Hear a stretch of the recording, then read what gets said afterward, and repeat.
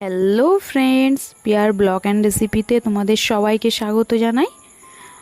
আজ আমি তোমাদের সঙ্গে শেয়ার করব খুবই সুস্বাদু মুখরোচক একটা স্ন্যাক্স রেসিপি।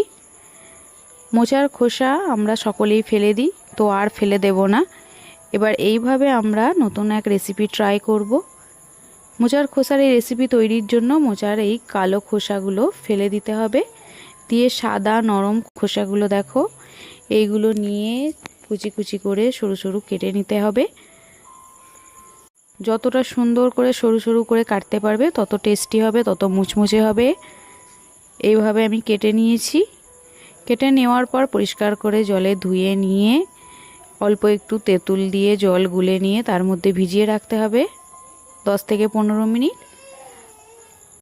আমি অল্প একটু তেঁতুল জল নিয়েছি, তেঁতুল জলে এইভাবে ভিজিয়ে রাখছি।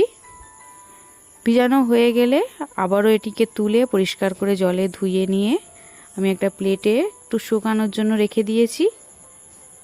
অন্যদিকে আমি একটা বাটিতে দেখো ডিম নিয়েছি, খুব ভালো করে ফেটিয়ে নিচ্ছি।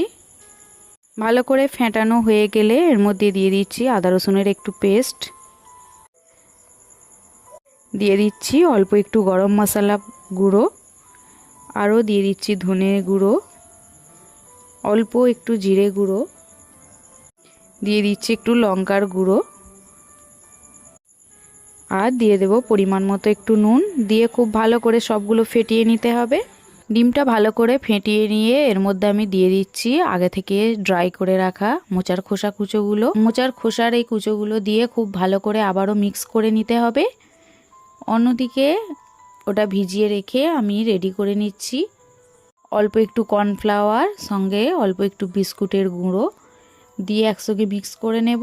তার মধ্যে দিয়ে দিচ্ছি পরিমাণ মতো নুন, লঙ্কার গুঁড়ো, একটু জিরের গুঁড়ো দিয়ে আবারও খুব ভালো করে মিশিয়ে নিচ্ছি। মিশিয়ে নেওয়ার পর আমি আগে থেকে ভিজিয়ে রাখা যে মোচার খোসাগুলো ছিল সেগুলো আবারও এর মধ্যে মিক্স করে নিচ্ছি। উল্টে পাল্টে ভালো করে মাখিয়ে নিয়ে আমি একটা প্লেটের মধ্যে তুলে রেখে দিয়েছি। আর নিয়েছি গন্ধরাজ লেবুর পাতা, ফ্লেভার আসে। এটিকে আমি 5 থেকে 7 মিনিট ফ্রিজের মধ্যে রেখে দেব যাতে বেশ শক্ত হয়ে যায়। রেখে দেওয়ার পর আমি আবারও ফ্রিজ থেকে বার করে নিয়ে নর্মাল টেম্পারেচারে রেখে কড়াই তেল গরম করে নিচ্ছি। কড়াই তেল গরম করে নিয়ে একটা একটা করে এবার কুচো করা মোচার খোসা দিয়ে খুব ভালো করে লাল লাল করে ভেজে নিচ্ছি। ভাজে নিলেই কমপ্লিট। দেখো এর সঙ্গে আমি গন্ধরাজ লেবুর পাতাটাও মিক্স করে নিয়েছি যাতে ফ্লেভার সুন্দর আসে।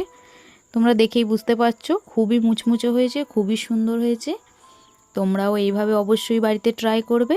আর হ্যাঁ বন্ধুরা, দেখতে দেখতে যদি ভালো লাগে তো আমার চ্যানেলটিকে অবশ্যই সাবস্ক্রাইব করবে, লাইক করবে, শেয়ার করবে, আর ছোট্ট কমেন্টে জানাবে তোমাদের কেমন লাগলো আজকের এই ভিডিওর রেসিপি। আমার তো বেশ ভালোই লেগেছে খেতে, খুবই মুচমুচে হয়েছে। তোমরাও অবশ্যই ট্রাই করবে। বাই। সকলে ভালো থেকো, সুস্থ থেকো।